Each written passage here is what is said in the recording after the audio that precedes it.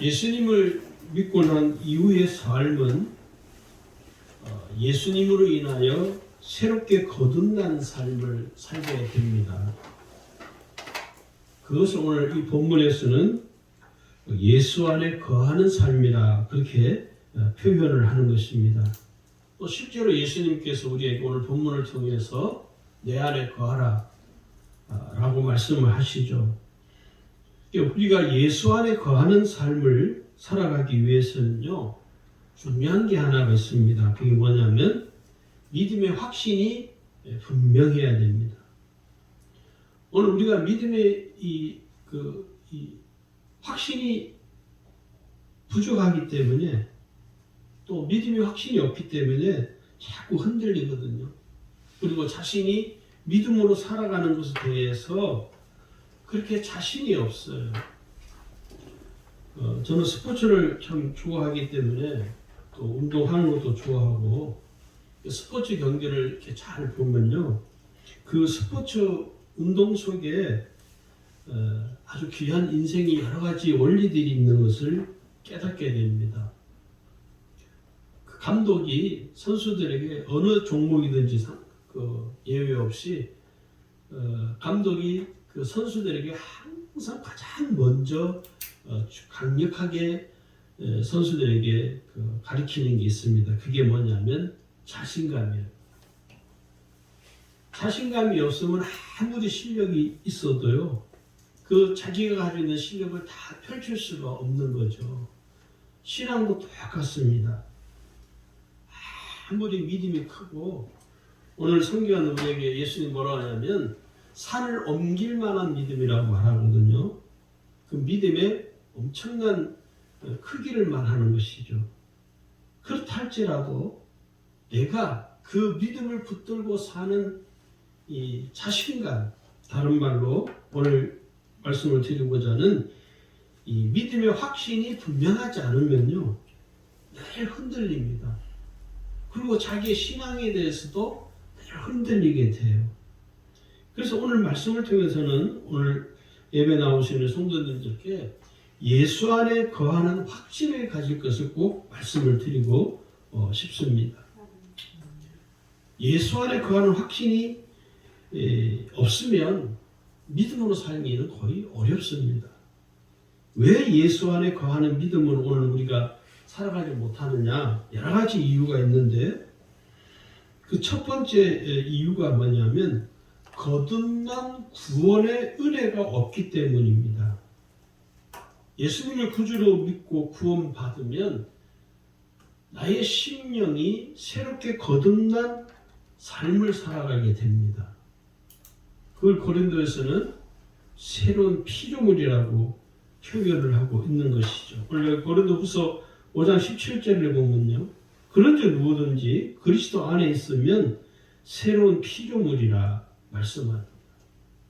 새로운 피조물이란 거듭난 새 생명의 삶을 살아가는 그 상태를 새로운 피조물이라고 표현을 하는 거예요. 그래서 이 거듭난 새 생명의 삶, 새로운 피조물로서의 삶은 어떻게 가능하냐면 예수 안에 거하는 삶을 살아갈 때 새롭게 거듭난 심령으로 살아갈 수 있다는 거예요. 다시 말해서 거듭나지 못한 사람은 예수 안에 거하는 삶을 살 수가 없습니다. 분명하죠? 거듭난 사람은 예수 안에 거하는 삶을 살게 되고, 거듭나지 못한 사람은 예수 안에 거하는 삶을 살아갈 수가 없다는 이야기죠. 그래서 내가 구원받은 성도로서 당연히 예수 안에 거하는 삶을 살게 되어 있습니다. 왜? 나는 새로운 피조물이기 때문에.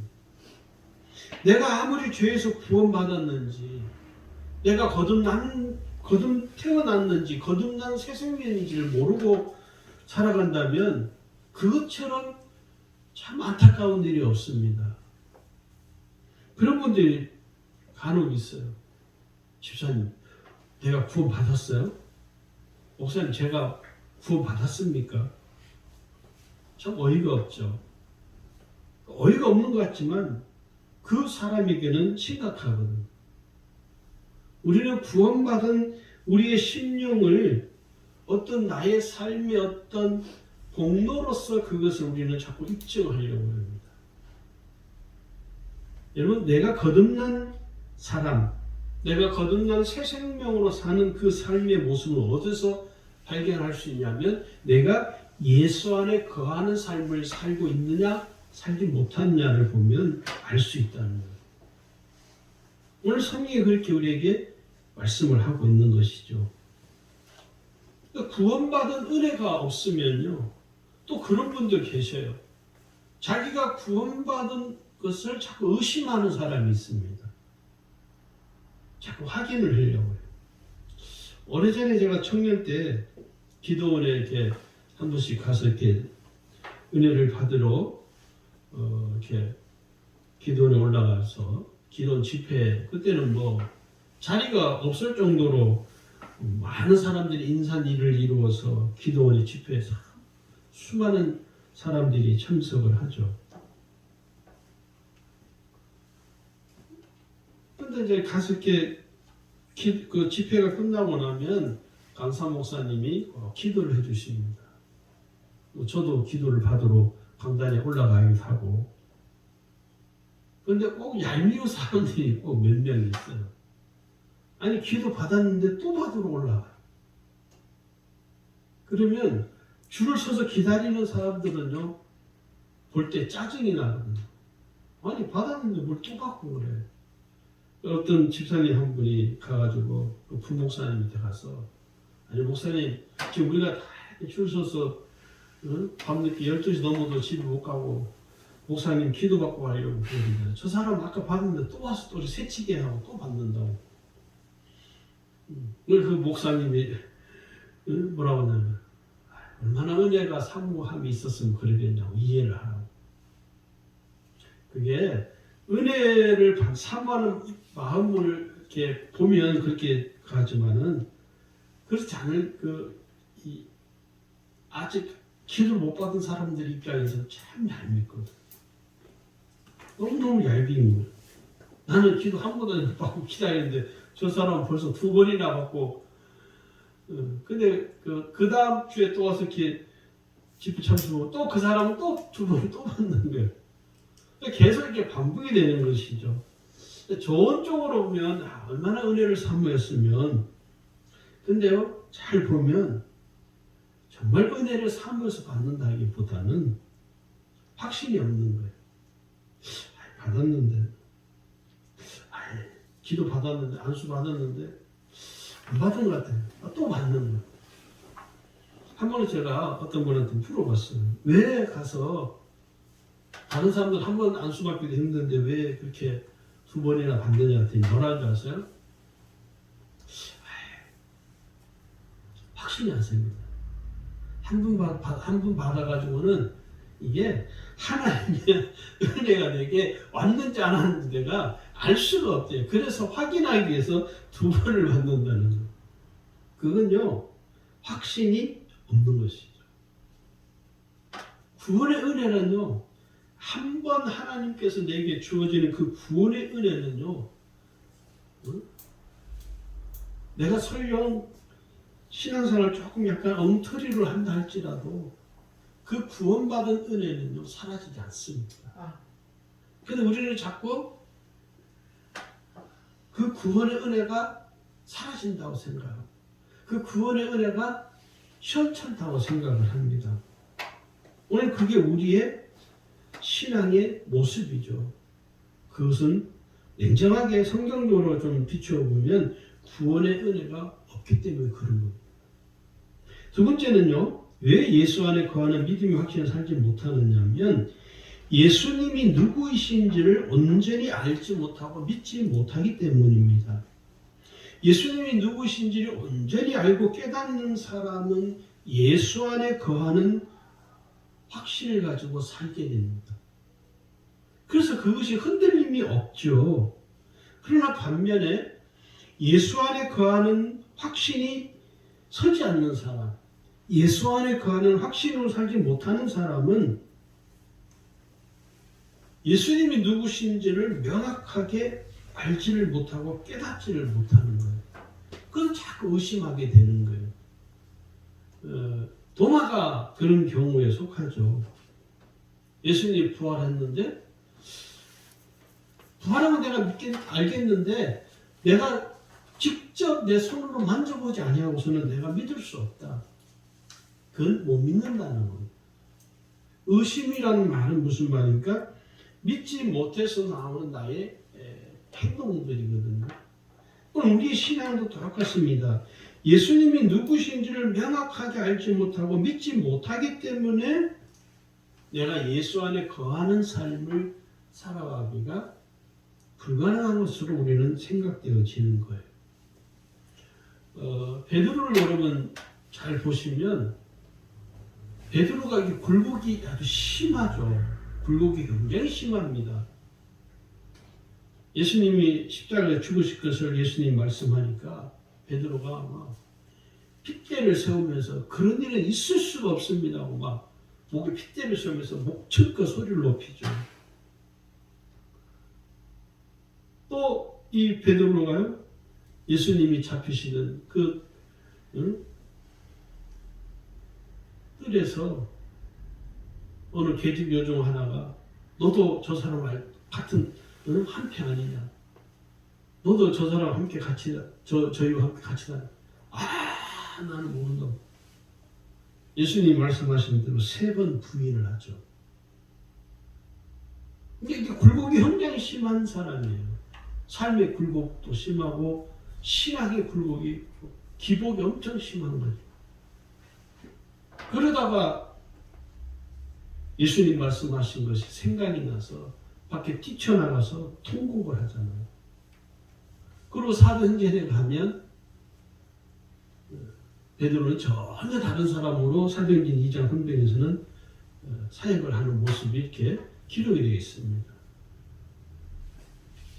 어떻게 이 베드로가 이렇게 굴곡이 심한 모습으로 보이는가? 예수님이 십자가에 죽으실 것을 예고할 때는 아주 믿음이 좋은 사람처럼 보이죠. 그 믿음이 아니라 하나님의 뜻을 모르기 때문에 자기 임의대로, 자기 생각대로, 자기 마음대로, 자기 마음 내키는 대로 해버리는 것이죠. 주의 뜻과는 전혀 상관없는 예수님이 의도하는 것하고 많이 정반대의 모습으로 돌출된 것이죠. 그런데 사도행전 2장 3장에 가면요, 베드로가 엄청난 이적을 행합니다. 설교를 할 때는 설교를 하는 그 설교의 확신이 분명한 것이죠. 설교를 하면서 이 말씀이 맞을까 안 맞을까 고민하고 이 말씀을 전할까 말까 그렇게 주저주저하면서 전하는 것이 아니라 확신이 있는, 그러니까 그 베드로의 설교를 통해 사람들이 은혜 받고 회심하는 역사가 일어나는 것이죠. 예수 안에 거하지 못할 때 베드로는요, 자기 혈기가 그냥 충천한 거죠. 예수님 십자가에 죽는 것은 그런 일이 있을 수 없다. 그리고 3번 부인하기도 하고. 그런데 사도행전에 가면 베드로의 모습 완전히 다르고. 진짜 베드로는요, 예수 안에 거한 그 베드로의 모습은 사도행전에 가서 나타납니다. 예수님을 3번 부인하기 전까지의 이 베드로는요, 예수 안에 거하지 못한 삶이었다는 것이죠. 오늘 우리에게도요, 이 베드로와 같은 모습들이 있습니다. 마치 자기가 막 주를 위해서 뭐라도 할 것처럼 처음에는 막 큰 소리 치죠. 그러다가 점점 시간이 갈수록 사람들이 그런 모습들이 사라지잖아요. 그 다음에 3번째 이유는 예수님의 말씀을 마음에 새겨 듣지 않기 때문입니다. 예수님의 말씀을 마음에 새겨서 듣지 않고 관성으로 들어요. 예. 그냥 기다만 마음에 이렇게 새겨서 듣지를 못하는 것이죠. 그냥 귀로만 듣는 것이죠. 그러니까 신앙생활도 그냥 건성으로 하게 되고, 건성으로 하게 되는 이 신앙이 결국은 어떻게 되느냐면 예수 안에 거하는 삶을 살아가지 못하게 만들어 버린다는 것입니다. 그러면 여러분 한번 생각해보세요. 왜 건성으로 사람들이 예수님의 말씀을 들을까요? 그건 딱 한 가지, 이게 없어서 그래요. 한 가지 이유 때문에. 뭐냐? 진실함이 결여돼요. 진실함이 없어요. 건성으로 듣는 사람들을 잘 이렇게 보면 진실함이 그 속에 없습니다. 대강하는 것이 대강. 진실함이 없기 때문에 그냥 예. 이 사람들하고 이렇게 반응을 보면요, 그런 사람들이 이렇게 습관적으로 하는 사람들이 있어요. 예. 우리가 주의 말씀을 마음에 새겨서 듣지 않고 건성으로 듣기 때문에 신앙의 태도도 건성이에요. 그런 신앙의 태도는 뭐라고 하냐면 올바르지 못한 신앙, 경건하지 못한 신앙이라고 말하는 것입니다. 경건한 신앙을 지닌 사람은 어떤 사람이냐? 주의 말씀을 듣는 태도부터가 다릅니다. 주의 말씀을 대하는 태도부터가 다르죠. 건성으로 하지 않고 진실함과 성실함으로 주의 말씀을 듣습니다. 그래서 이 경건한 신앙을 가진 성도들은 사람을 대할 때나 하나님을 대할 때나 똑같아요. 네. 하나님을 대하는 그 심성이나 사람을 대하는 심성이나 다르지 않습니다. 근데 우리가 주의 말씀을 대할 때, 우리가 주의 말씀을 들을 때 어떻게 해야 됩니까? 진실함과 성실함을 가지고 주의 말씀을 들어야 됩니다. 이게 어떤 사람이냐? 은혜로운 사람이라는 거예요. 네. 이런 경건함을 가진 사람이 진짜 은혜로운 사람이죠. 그래서 그 사람을 보면 그냥 그 사람만 봤는데 은혜가 되는 거예요.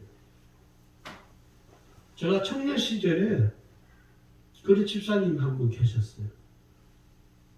그분이 부유하게 살고 그러죠. 그분도 삶이 그렇게 녹록하지는 않은 분이셨어요. 근데 그 집사님 보면 참 은혜로워. 목사님에게 대하는 태도나 우리 청년들한테 대하는 태도가 똑같아요. 저는 청년 시절에 그런 성도님들을 많이 봤어요. 목사님에게는 아주 깍듯이 하는데 청년들한테는 함부로 하는 분들을 참 많이 봤습니다. 청년들한테는 반말하고 나이가 어리다고 반말하는 거예요. 근데 그 어떤 집사님, 제가 말씀드린 그 집사님은 한 거예요. 자기 아들뻘 되는 청년들인데도 반말하잖아, 교회에서. 존칭을 쓰셔요. 아무개 선생님. 근데 그분은 목사님에게 하는 태도나 청년들에게 하는 태도나 또 그분이 사진관을 하시는데 손님들을 대하는 태도가 똑같아요. 그래서 제가 그 집사님을 참 존경했습니다. 저분은 사람을 대하는 태도가 똑같구나. 오늘 교회 안에서도 이렇게 보면요, 목사에게 대하는 태도와 다른 일반 사람들에 대한 태도가 다른 사람들이 많습니다. 왜 그러냐? 그건요, 그 사람의 심령이 경건하지 못해서 그래요. 진실함과 성실함이 없기 때문에 막대하는 것이죠. 오늘 우리가 주의 말씀을 들을 때 진실함과 성실함을 가지고 마음에 새겨서 들어야 됩니다. 왜 우리가 예수 안에 거하는 이 믿음의 확신이 중요하냐? 그건요, 첫 번째 이유는 예수님이 내 인생의 주인이신 삶을 살아가기 때문입니다. 내 인생의 주인이, 내 자신이 내 인생의 주인일 때는요, 예수님과 아무 관계가 없습니다. 내 인생의 주인으로 내가 살면 예수님은요, 그 사람에게는요, 아무런 관계를 하는 예수님은 하지 않습니다. 관계가 없어요. 예수님과 아무 관계가 없기 때문에 자기 마음대로, 자기 하고 싶은 대로, 자기 마음 내키는 대로 막 사는 것이죠. 그런데 여러분, 예수님이 나의 구주, 나의 하나님이시고 그 예수님이 내 인생의 주인으로 영접한 사람 삶은 완전히 다릅니다. 그래서 그 삶이 예수 안에 거하는 믿음의 확신이 분명한 것이에요. 왜요? 예수님은 내 삶의 주인이시니까. 예수님과 아주 밀접한 관계를 맺고 삽니다. 예수님을 떠나서는 내 삶을 말할 수 없어요. 예수님을 벗어나서는 나라는 존재를 말할 수 없죠. 예수님을 제외하고는 내 인생을 내가 말할 수 없죠. 왜? 그 주님이 나의 인생의 주인이시니까. 그래서 내 모든 삶을 예수님과 의논하고 예수님께 물어보고 예수님의 뜻을 따르려고 애를 쓰는 것이죠. 이게 뭡니까? 예수님이 내 인생의 주인이 되신 삶이에요. 그래서 예수님이 내 인생의 주인이 되신 사람은요, 내 모든 삶을 예수님께 맡기는 거예요. 그리고 그 예수님으로부터 가르침을 받으려고 하는 사람. 이걸 뭐라고 하냐면 영적 멘토라고 말합니다. 영적 멘토라고 말해요. 내 인생의 영적 멘토가 되시는 그 예수님께서 나의 삶을 가르쳐 주시고 나의 삶을 인도해 주십니다. 오늘 우리에게 이 은혜가 꼭 필요한 것이죠. 그래야 우리가 예수 안에 거하는 믿음의 확신을 가지고 살아갈 수 있습니다. 두 번째는요, 모든 것으로부터 우리가 정죄받지 않기 때문입니다. 우리가 이 세상에서 살아갈 때 이 세상에서는요, 우리가 알지 못하는 수많은 일들이 여기저기서 뭐 뻥뻥 터지잖아요. 내가 원하지 않은데도, 내가 원해서 생기는 일이, 원하지 않는데도, 막 여기저기서 문제가 터지잖아요. 자가용을 처음에 딱 사면 한 5년은 차가 어려움없이 다 굴러가죠. 근데 한 5년, 7년 이렇게 넘어가면 어떻습니까? 차가 내가 예상하지 못한 데서 그냥 고장이 나고 부품이 그냥 다 돼가지고 교체를 해야 되고 차가 가다가 그냥 터지기도 하고, 그건 내가 원하는 게 아니잖아요. 똑같습니다. 우리가 이 세상에 살아가면서 내가 원하지 아니하는데도 많은 일들이 일어나죠. 때로는 우리가 사람들에게 정죄를 당하기도 합니다. 이번에 여러분들 축구를 좋아하실지 모르겠는데 며칠 전에 우리나라 축구 경기가 있었습니다. 월드컵 최종 예선전인데 이란하고 경기를 하는데 그 경기에 치게 되면 우리나라는 월드컵에 진출을 못해요. 저같이 축구를 좋아하는 사람 입장에서는 반드시 나가는 그 축구를 보면서 결국 무승부로 끝났습니다. 근데 한 선수가 결정적인 실수를 해버렸어요. 저도 보고 화가 나더라고요. 어떻게 저런 실수를 할 수 있을까? 그런데 그 경기가 끝나고 그 다음 날 그냥 우리나라 대한민국 국가대표 선수들에게 엄청난 질타가 쏟아졌어요. 근데 큰 실수를 하는 그 선수가 치명적인 댓글을 나쁜 사람이 달았나. 그래서 그 형되는 사람이 화가 나가지고 법적으로 조치를 하겠다고 지금 시끌벅적합니다.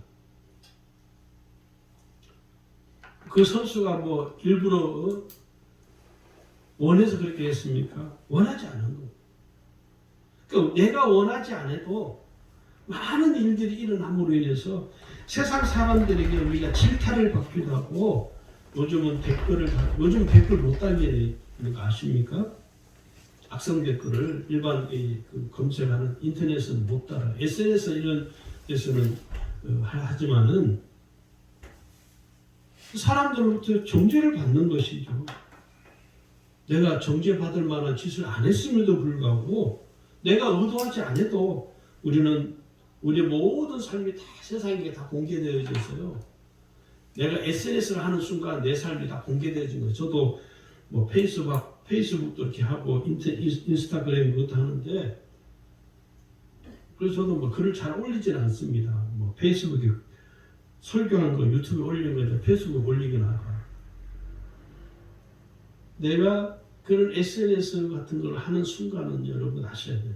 여러분의 삶이 여러분 스스로가 사람들에게 공개하는 거예요.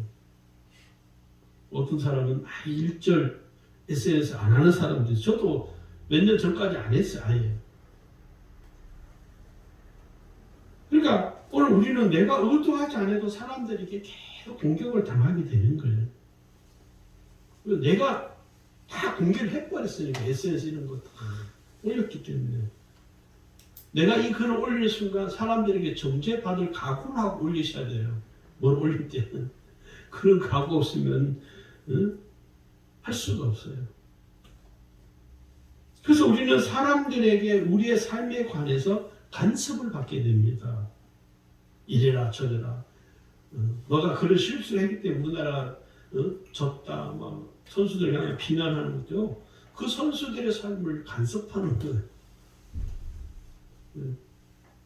그래서 그 인터넷 그 SNS 이런 것들이 순기능도 있지만은요 역기능이 더 많습니다. 사실은 역기능적인 일들이 더 많아요.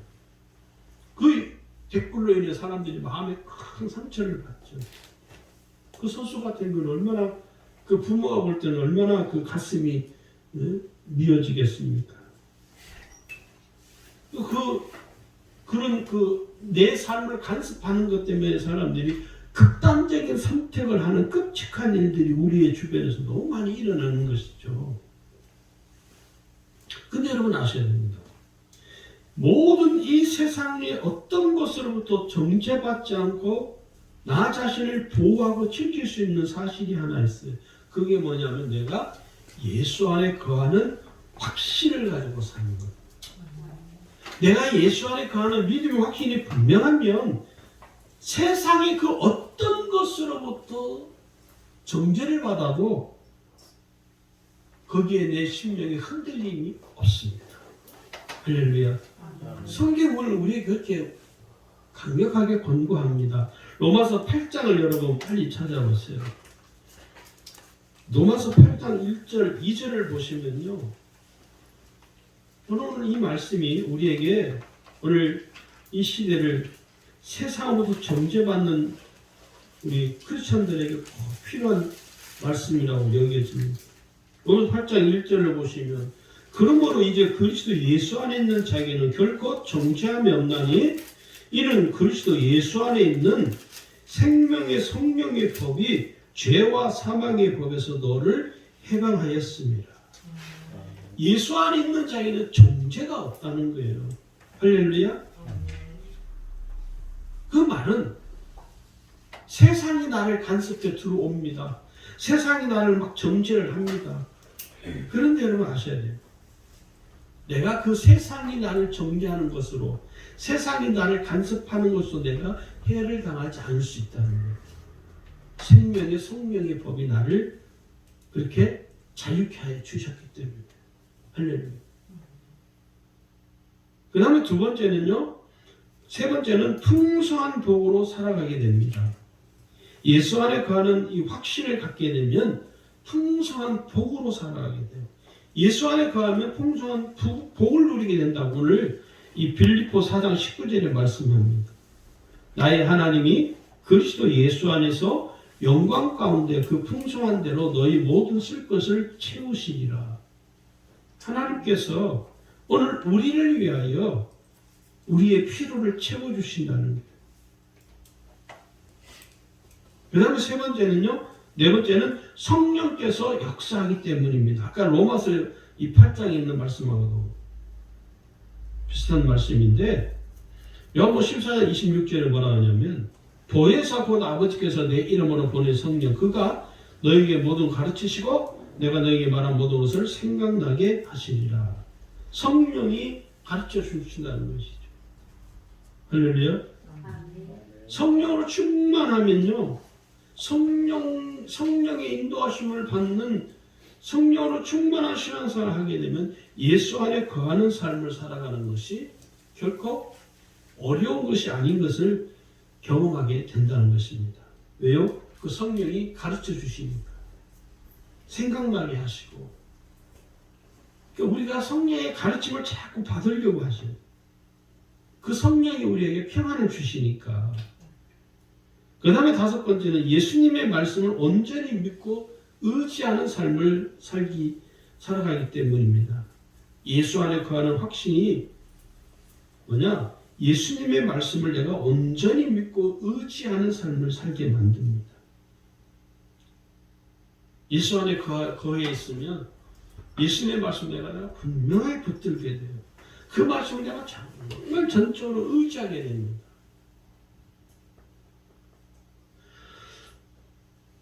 요한복음 5장 39절을 보면 이렇게 말합니다. 너희가 성경에서 영생을 얻는 줄 생각하고 성경을 연구하거니와 이 성경이 곧 내게 대하여 증언하는 것이라. 여러분 성경을 온전히 믿고 의지하는 것이 뭡니까? 예수님을 믿고 의지하는 거예요. 성경은 예수님을 증언하시는 말씀이죠. 그래서 내가 성경을 믿는다 이 말은 예수님이 하신 말씀을 내가 믿는 거예요. 백부장이 그랬잖아요. 백부장은 예수님이 하신 말씀 그 자체를 믿었습니다. 어떤 능력을 믿는 것도 믿기 이전에 능력을 믿는 것보다 더 중요한 게 뭐냐면 예수님의 말씀을 믿는 거예요. 여러분 우리가 기적을 믿잖아요. 기적을 믿는 것보다 더 우선되어야 되는 게 뭡니까? 주의 말씀입니다. 할렐루야. 그 다음에 예수님과 동행하는 삶을 살게 됩니다. 그리고 마지막으로는요. 은혜로운 삶을 살아가게 됩니다. 요한복음 1장 17절에요. 은혜와 진리는 예수 그리스도로 말미암아 온 것이니라. 그렇게 기록이 되어 있습니다. 예수 안에 거하는 확신이 분명한 사람은요. 항상 은혜로운 삶을 살아가게 돼요. 은혜로운 삶이라니까 또 뭐냐면 은혜로운 삶이란 뭐냐? 내가 지금 이렇게 살아가는데 어려움이 여전히 있어요. 그런데 그 삶의 어려움이 나를 넘어뜨리지 못하는 거예요. 우리는 그러잖아요. 살면서 삶의 어려움이 있어 우리는 금방 마음이 다 무너져 버리죠. 마음이 다 무너져 버리니까 어떻게 됩니까? 얼굴에 근심이 수심이 가득한 거예요. 그죠? 그 사람이 와가지고 아이 여봐 당신 얼굴 왜 그래? 왜? 아 얼굴에 무슨 이렇게 수심이 가득 찼어? 아 그래? 자기는 몰라요 잘. 왜 그래요? 은혜로운 삶은 자꾸 우리는요 내게 어떤 무엇인가 내게 물질이 많으면 근심이 없을 것처럼 생각하잖아요. 여러분 은혜로운 정말 구원받은 성도의 은혜로운 삶이란 뭐냐? 내가 말할 수 없는 지경에 핍절한 가운데 지금 내가 내몰려 있을지라도 그 마음이 궁핍하지 않는 거예요. 하나님을 향한 간절한 마음이 더 충만해지는 상태. 이게 은혜로운 삶이에요.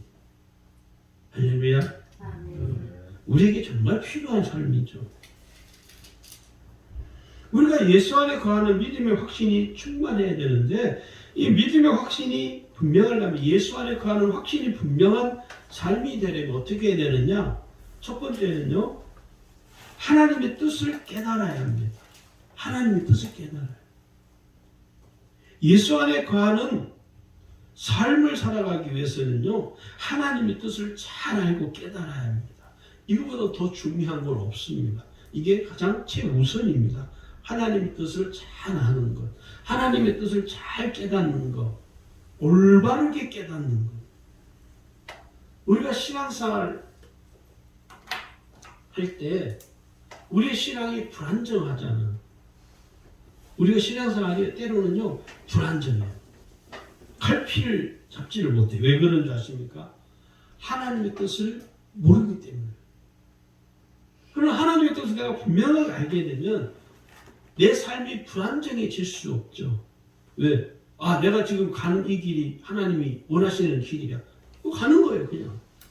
근데 모르기 때문에 아, 내가 가는 길이 이게 맞나? 내가 지금 하는 이 일이 하나님이 원하시는 일인가? 자꾸 헷갈리는 거예요. 자꾸 이게 마음에서 그냥 이 마음 계속 충돌이 생기는 거예요. 그러니까 삶이 어떻게 불안정해질 수밖에 없고, 불안정한 상태가 오래 지속이 되면 그 삶이 위태로워질 수밖에 없다는 것이죠. 그래서 하나님의 뜻을 모르면 모를수록 삶이 힘든 거예요. 내가 가야 할 삶의 방향을 알지 못하기 때문에, 그래서 결국은 삶을 허비하고 세월을 허비하고 방황하게 될 수밖에 없다는 것입니다. 그러면 여러분, 하나님의 뜻을 아는 것이 가장 중요합니다. 예수님의 뜻을 알지 못하고 깨닫지 못할 때 이 베드로는요 씻을 수 없는 오점을 남겼잖아요. 하나님의 뜻을 모르면 자기 열심을 낼 수밖에 없습니다. 뭐 열심이라도 내야지 어떻게 하겠습니까? 그죠? 열심이라도 내는 거예요. 직장에서요 오너가, CEO가, 사장이, 경영자가 직원들이 일하는 거 다 모르는 줄 아십니까? 다 압니다. 저 사람이 내가 없어도 성실하게 하는 사람인지 아닌지는요 경영자는 다 알아요. 자기만 모르는 거예요. 직원들은 그걸 몰라요. 경영자의 눈으로 보지 않기 때문에. 그래서 경영자가 회사에 있으면 사장이 있기 때문에 사장 보는 데서 열심히 해요. 근데 사장이 어디 외국을 출장을 가고 오면요 열심히 하잖아요. 그건 자기 열심으로 사는 그런 사람들은 결코 직장에서도 성공할 수 없어요. 여러분 신앙은 똑같더라고요. 하나님의 뜻을 모르게 되면요, 하나님의 뜻을 모르면 어떤 이 반응이, 역반응이 생기냐면, 역효과가 생기냐면 자기 열심으로 해요. 열심을 해요. 근데 하나님이 원하는 방향하고 전혀 다른 방향으로 가게 되거든요. 그래서 이런 사람들, 이런 성향이 가진 성도들은 사람들에게 자꾸 자기를 인정받고 싶어하는 욕구가 강합니다. 자기 열심히. 내가 이렇게 열심히 하는데 왜 목사님이 안 알아주지? 화가 나는데. 왜 나를 안 알아주지? 내가 나만큼 열심히 하는 사람 어디 있어? 이 교회에서 나만큼 열심히 하는 사람 어디 있어? 왜 나를 알아주지 않는 거야? 하고 막 분노하는 거예요. 왜요? 자기 열심이 결국은 자기 신앙을 그냥 송두리째 무너뜨려 버리는 거예요. 그건 하나님의 뜻하고는 아무 상관이 없기 때문에. 그러다 보니까 사람들이 알아주지 않는 것 때문에 시험에 빠지게 되죠. 왜 이런 일이 발생하냐면 신앙이 미성숙해서 생기는 문제입니다. 여러분 어린아이들 그렇잖아요. 어린아이들이 성숙합니까? 성숙하지 못합니다. 저는 우리 교회에서 아이들이 이렇게 제가 이 아이를 예뻐해주면 그 옆에 있는 아이가 질투를 와가지고 목사님 저는요 예를 들어서 아이고 예쁘다 그러면 옆에 있는 아이가 목사님 저는요 안 예뻐요? 많이 어른이 그런다면 어때요? 정말 그 어린아이는요 그럴 수밖에 없어요. 성숙하지 못하기 때문에. 오늘 우리의 신앙이 똑같습니다. 하나님의 뜻을 아는 것은요 우리의 삶을, 우리의 신앙을 성숙한 신앙인으로 만들어주는 원동력이 되기도 합니다. 두 번째는요, 하나님의 말씀이신 성경을 알고 깨달아야 합니다. 여러분, 성경을 아는 것이 얼마나 중요하냐면 이 성경을 내가 아는 만큼 나의 신앙이 변화가 일어나는 거예요. 하나님의 말씀은요, 1.1의 변함이 없으신 말씀이죠. 그래서 이 하나님의 말씀이신 성경을 믿고 의지하면, 하나님의 말씀이신 성경을 내가 온전히 믿고 의지하면요, 그 말씀이 나의 삶의 표준이 됩니다.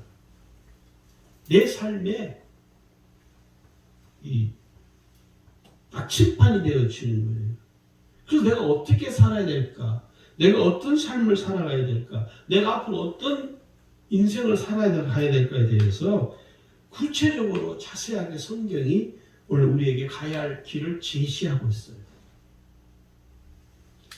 많은 성도들이 내가 어떻게 살아야 될까? 특히 젊은이들, 내가 앞으로 어떻게 살아야 될까? 답을 모르는 젊은이들이 수두룩하죠.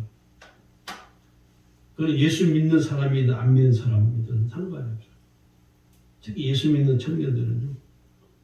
아니, 이미 하나님께서 어떻게 살아야 될지 표준이 되는 성경을 우리에게 주었는데도 불구하고 여전히 오리무중이고 여전히 방황하고 여전히 모르는 거예요. 왜 그럴까요? 이 성경을 알지 못하고 깨닫지 못하기 때문에 그렇다는 거예요. 참 안타깝습니다. 사실 솔직히 말해서. 사도행전 8장에 가면요, 빌립 집사가 에티오피아의 여왕 간닥의 국고를 맡고 있는 내시를 만나게 됩니다. 빌립이 예루살렘에 예배하러 왔다가 돌아가는 길에 에티오피아 내시를 만나게 되는데, 길거리에서 그 내시에게 성경을 풀어서 가르쳐줘요. 성경을 해석을 해줍니다. 그게 사도행전 8장 26절에서 42절까지 기록이 돼, 40절까지 기록이 되어 있어요. 근데 이 전도자 빌립 집사가 성경을 가르쳐 주고 나니까 그 이후에 이 큰 은혜를 받은 이 에티오피아 내시가 세례를 받게 됩니다. 세례를 받아요, 세례. 세례를 받는다는 의미가 무슨 의미입니까? 이제 내가 성경을 알았으니, 이제 내가 성경을 깨달았으니 그 성경이 내 삶의 표준이 되고 내가 이제는 성경 말씀을 따라서 살겠다 결단하고 행하는 거예요, 세례를. 오늘 저와 여러분의 인생에 있어서 오리무중이십니까? 그럼 여러분 성경을 좀 보세요. 성경을 보셔서 성경을 열어서 보면 실제로 성경 속에 내가 앞으로 무엇을 해야 될까? 내가 어떻게 살아야 될까? 이 모든 삶의 방향에 대해서 오늘 우리에게 제시해 주고 있다는 거예요. 이게 너무 중요한 사실입니다. 세 번째는요, 예수님을 믿음으로 온전히 바라봐야 됩니다. 예수님을 바라봐야 돼요. 세상을 바라보면 절망이에요. 세상을 바라보면요, 할 수 있는 게 아무것도 없어요. 요즘 우리나라 같은 경우는 더 심하잖아요. 결혼을 했는데 아이를 안 달라고 해요. 왜 그럴까요? 세상을 바라보니까 힘들거든. 응? 세상을 바라보니까 너무 힘든 거예요. 그러니까 젊은이들이 결혼을 안 하기도 하고, 했다 해도 꼭 자식을 낳아야 되느냐는 이런 어처구니 없는 일들이 지금 벌어지는 거예요. 우리 삶에서. 왜 그래요? 근데 예수 믿는 사람들도 그런 거예요. 왜 그럴까? 예수 믿는 사람들. 세상을 바라보니까. 세상을 바라보니까 결혼을 하려면은 돈이 있어야 되네. 결혼을 했는데 보니까 현실이 녹록치 않으니까 꼭 굳이 애를 낳아야 되냐? 우리 둘이 좋아서 살면 되지 하고 세상의 모든 흐름들이 그렇게 지금 흘러가고 있잖아요. 드라마도 그렇고 모든 환경들이 그렇게 지금 세상 문화가 세상의 흐름 속에 우리가 막 휩쓸려 갑니다. 예수 믿는 사람들도 겉만 예수 믿지 속은 예수 안 믿는 사람과 똑같아요. 세상으로 흘러가는 조류대로 막 휩쓸려가지고 거기에 막 같이 막 휩쓸려가는 거예요. 제가 전에 있던 교회에 CCC 부산 CCC 대표 간사를 하신 최상님 간사님이라고 계셔요. 그분이 참 제가 그분을 좋아하는데 그 간사님 자녀가 4명이었나? 4명이 아마 될 거예요. 딸만. 그래 하루는 물어봤어. 간사님, 최 간사님, 자녀들이 이렇게 많으니까 어떠냐 했더니 나보고 하는 말이 너무 좋다는 거예요. 너무 좋다는 거예요. 왜? 하나님 그 아이들을 보면서 뭐를 그분이 깨닫냐면 하나님이 이 아이들을 통해서 역사하는 그 놀라운 은혜들을 깨닫는 걸 보면서 하나를 더 낳고 싶다. 저보고 제가 그때 30대 중반에 저보고 나면 전사님도 하나 더 놓으라고. 둘은 너무 적잖아요. 꼭 하나 더 놓으라고. 그 간사님 내가 보면 뭘 느꼈냐면요. 그분은 세상의 조류에 함께 휩쓸려가지 않는 거예요. 하나님 앞에 주님만을 바라보기 때문에 그 자신 문제까지도 하나님께 다 맡기는 것이죠. 이게 오늘 예수 믿는 우리 모두에게 필요합니다. 할렐루야. 정말 필요해요. 우리가 우스갯소리로 개척한 목사님, 젊은 목사님 그런 얘기예요. 전도할 사람이 없으면 애라도 낳아서 자연 전도를 하라고. 우스갯말로. 여러분, 우리가 이 세상의 조류에 흘러갈 우리 삶을 맡기지 말고 예수님을 바라보고 예수님만 온전히 의지하고 살아가기를 주의 이름으로 축원합니다. 그래야 저와 여러분의 삶이 예수 안에 거하는 확신을 가지고 살아갈 수 있습니다.